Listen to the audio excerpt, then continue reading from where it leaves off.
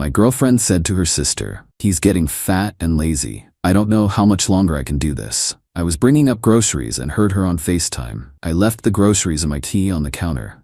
Now she is blowing up my phone with 30 missed calls. Please come back. Hey viewers, real quick, only 8% of you watching are subscribed, and the channel's kind of stuck right now. If you enjoy these stories, hitting that subscribe button would really help us keep going. Thanks. Saturday morning at 10:30, Samantha asked me to pick up groceries for dinner because she was too tired to go shopping. We'd been living together for 6 months and dating for 18 months total. I handled most of the bills since I made more in construction than she did at her retail job. I spent an hour at the store getting everything on her list plus some extras she liked. Organic this, gluten-free that, the expensive yogurt that cost $8. $140 later, I was hauling 4 bags up to our apartment. My tea was already halfway in the lock when I heard her voice from inside. She was doing her weekly FaceTime call with her sister Ashley that always happened around 11 on Saturdays. I was about to walk in when I heard my name through the door. I mean, look at him, Ashley. Mike's put on like 20 pounds since we moved in together. He just sits around playing video games and eating junk food after work. I froze in the hallway, grocery bags cutting into my hands. And don't even get me started on how lazy he's gotten around here. I have to ask him 3 times to fix anything or help with cleaning. Ashley's voice came through her phone speaker. So why don't you just break up with him? Because he pays the rent and most of our expenses. His construction job pays way better than retail work, but honestly, I don't know how much longer I can pretend to be attracted to someone who's let himself go like this. Let himself go. After I worked 10-hour days in 100-degree heat. Maybe give him an ultimatum? Ashley suggested. About what? Lose weight or I'm dumping you? I can't do that when he's supporting me financially. I need to be smarter about it. Well, what's the alternative? Keep pretending forever?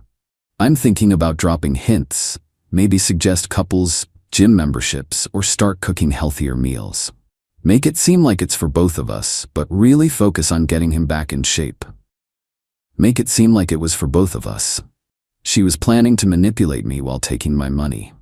I set the grocery bags down quietly and pulled out my apartment key. I unlocked the door as silently as possible and stepped just inside the entryway where I could hear better. The worst part is he thinks everything's fine. Samantha continued. He comes home tired and thinks that's an excuse to be a couch potato. I'm losing attraction fast, but I can't exactly move out when he's covering my half of everything. She couldn't move out because she needed my money, but she was losing attraction because I worked too hard to entertain her afterward. Maybe start looking for a better paying job so you have options? Ashley said. I've been trying, but nothing pays enough to cover my own rent in this city. I'm basically stuck until I figure something out. Stuck with the guy who loved her and provided for her. What a terrible situation. I'd heard enough. I set the groceries down on the kitchen counter along with my copy of the apartment key, grabbed my wallet and phone, and walked out without saying a word. I got in my truck and drove to my buddy Steve's house to think about what I'd just learned. The conversation kept replaying in my head. Not just the weight comments, but the whole attitude. She was trapped with me because I paid for her lifestyle while secretly planning to change me and lying about her feelings. I started thinking about our living arrangement differently. How she'd moved in after I suggested it to save her money on rent. How she contributed maybe $300 a month while I covered the $1,200 rent plus utilities and groceries. How she'd been treating our relationship like a financial arrangement while I thought it was love. My phone started buzzing around noon. Hey babe, where did you go? I see the groceries but not you. I ignored it. 20 minutes later, Mike, are you okay? Your tea is here on the counter. I still ignored it. An hour later, I'm getting worried. Did something happen? Please call me back. She was worried that her meal ticket had disappeared. Day 1. The panic set in. That evening, my phone exploded. 15 missed calls, 20 texts ranging from confused to frantic. Mike, please call me back. I don't understand what happened. Did I do something wrong? Your stuff is still here, so I know you're okay, but please just tell me where you are. I'm really scared something's wrong. Sunday morning brought pure desperation. Mike, I'm freaking out that something happened to you. Can you please just let me know you're alive? I found your tea on the counter and I don't understand why you left it. If you don't respond by tonight, I'm calling your mom. That got my attention. I texted back, I'm fine, staying at Steve's, need time to think about some things. Think about what? What's going on? Why was your tea on the counter? Think about whether I want to keep financially supporting someone who talks about me like I'm a burden they're stuck with. Radio silence for 3 hours. Then, what are you talking about? I don't understand. Your FaceTime call with Ashley yesterday. I heard the whole conversation about how fat and lazy I am and how you can't leave because I pay for everything. Oh God, Mike, I can explain. Explain what? How you're trapped with someone you're not attracted to because you need my money. That's not what I meant. That's exactly what you meant. You told Ashley you're losing attraction but can't move out because I cover your expenses. I was just venting. I didn't mean it the way it sounded. So you were lying to Ashley about how you feel about me? Not lying, just exaggerating because I was frustrated. Which part was exaggerated? Being stuck with me, losing attraction, or planning to manipulate me into losing weight? No response for hours. Week 1, the financial reality hit. Monday evening, Samantha tried calling 6 times. I let them all go to voicemail. Tuesday, she enlisted backup. Her mom texted me, Mike, I don't know what happened, but Samantha is beside herself. Can you please talk to her? Then Ashley, the sister who'd heard the whole conversation. Hey Mike, Sam told me you guys are having problems. She's really upset and wants to work things out. Ashley conveniently forgot she'd been part of the discussion about my weight and Samantha's exit strategies.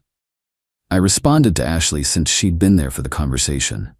Did Sam tell you I heard what she said about being stuck with me because I pay for everything? She said there was a misunderstanding about something she said.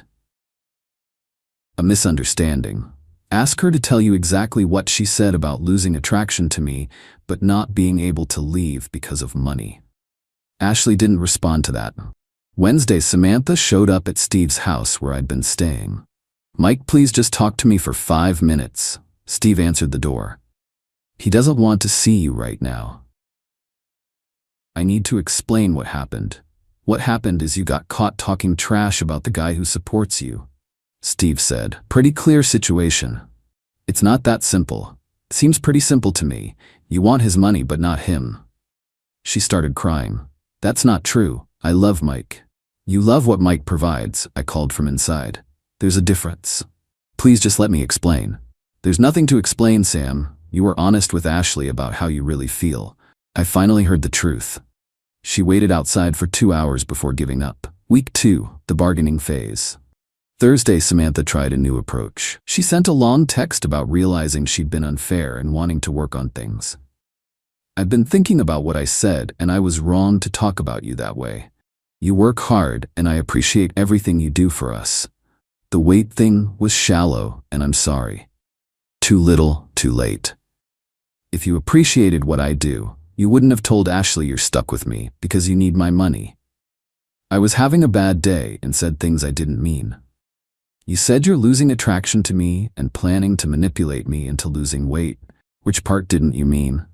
All of it. I was being dramatic. So you were lying to Ashley about being trapped in our relationship for financial reasons? I wasn't trapped. I was just frustrated and exaggerating. Sam, you specifically said you can't move out because I cover your expenses. That's not exaggeration. That's your actual situation. We're supposed to be a team. Partners support each other. Partners don't secretly resent each other while planning manipulation strategies. Friday, she tried the negotiation route. What if I got a second job and started paying half of everything? Would that prove I'm not just using you? You getting a second job now doesn't change what you said about being stuck with me. I want to show you that I'm committed to us, not just the financial arrangement. The financial arrangement you told Ashley you couldn't afford to leave? I shouldn't have said that. But you did say it because it's true. You can't afford to leave, so you were planning to change me instead. I wasn't planning to change you. The gym membership hints weren't about changing me. I thought it would be good for both of us. You thought of it right after complaining to Ashley about my weight. No response to that.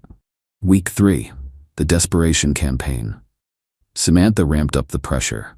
She started posting sad quotes on social media about missing someone and relationships being complicated. Her friend Jenna called me directly. "Mike, what's going on? Sam says you moved out but won't tell anyone why." "Did she tell you what she said about me to Ashley?"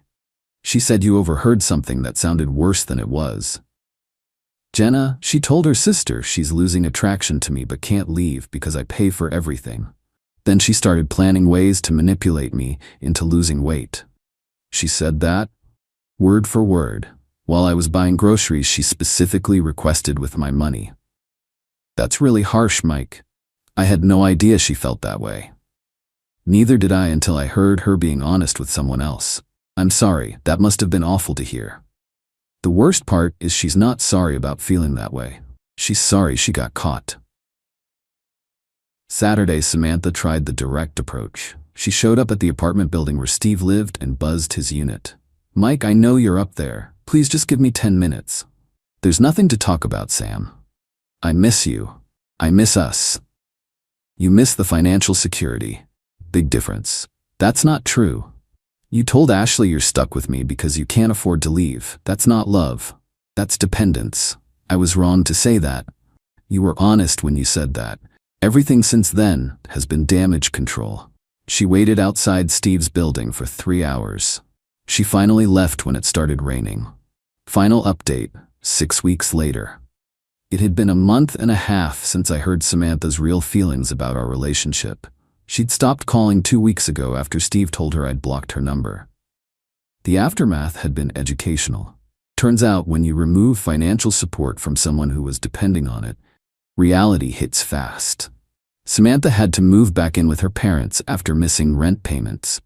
I found this out through Jenna, who said Sam couldn't afford the apartment on her retail salary alone. She's been looking for a second job but hasn't found anything yet.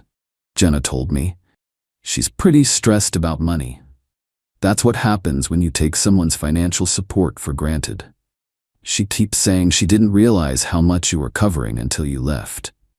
She knew exactly how much I was covering. She told Ashley she couldn't afford to leave because of it. I think she's learned her lesson about taking people for granted. Good for her.